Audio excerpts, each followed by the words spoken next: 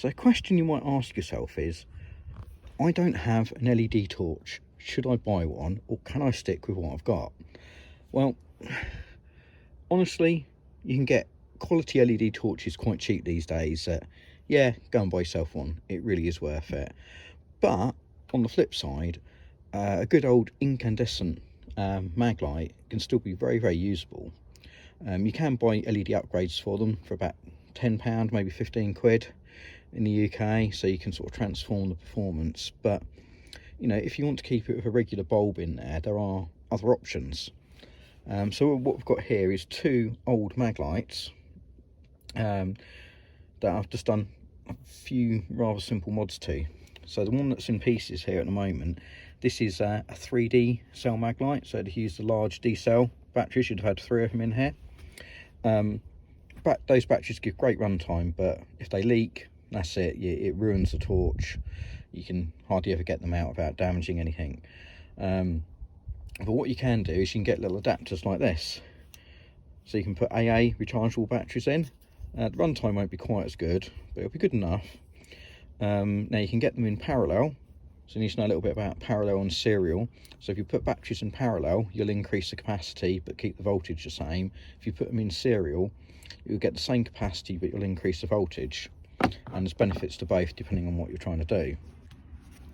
Also, what Maglite offer is, the older Maglites would have used a krypton bulb, but they still sell, even in America and the UK, a range of incandescent lights that use these bulbs here. So I'll get the camera to focus on it. This is what they call their Magnum Star xenon bulb. You can buy it for about 5 quid, and it comes with a little adapter that inserts there, and then it's a little bi-pin bulb that goes in there. So what we're doing is we're running a 3D classic Maglite, and when I say old, I think I was given this one in about 1992ish, you know, plus or minus a year or so. So you know, it's not doing too bad. And we're going to run it on 7 AA batteries in series. So I've got a little adapter there with a couple of blanks, so we can get up to 7 cells. So it would be an equivalent of a 7D, if such a thing existed, which I think they might have done for a while. And we're running a 6D bulb on there, so we're actually going to overdrive it slightly to get a few more lumens out of it. But I think you'll be quite impressed. The other torch here looks very, very similar, quite similar dimensions, but you might notice by the banding here, it's actually a mag charger.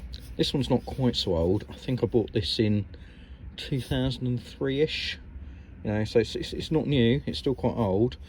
In here we also have a xenon style bi-pin bulb, can't really see it there. A few differences: we've got a metal reflector in here, which is standard for the mag charger, whereas they're plastic in the regular D-cell series. This light was obviously by its name a rechargeable light, and you can clip it into a bracket and charge. So I think the focus has gone a bit. I should focus again. Now, the original battery pack on this died long ago, which was a 6-volt nickel cadmium pack. The later ones used to run nickel metal hydride. But like the 3D, I'm actually running AA inner loops in here.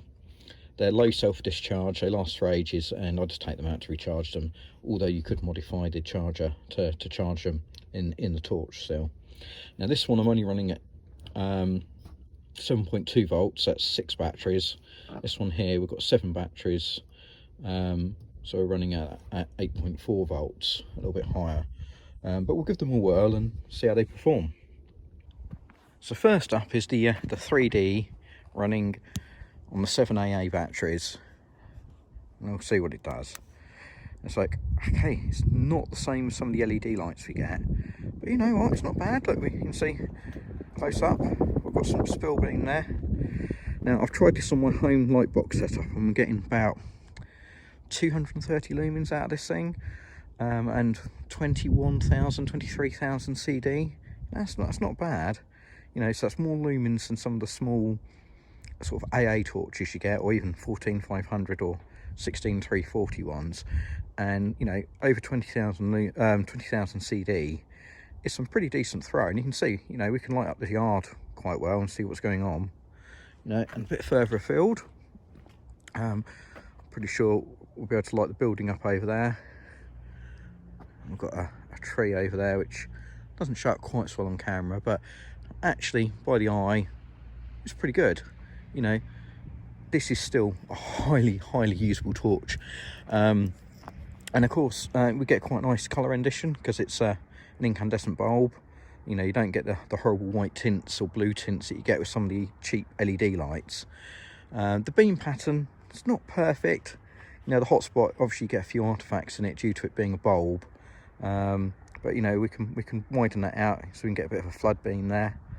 So again, if we go back across the yard and actually see what that does different, you know, it is a very usable light still.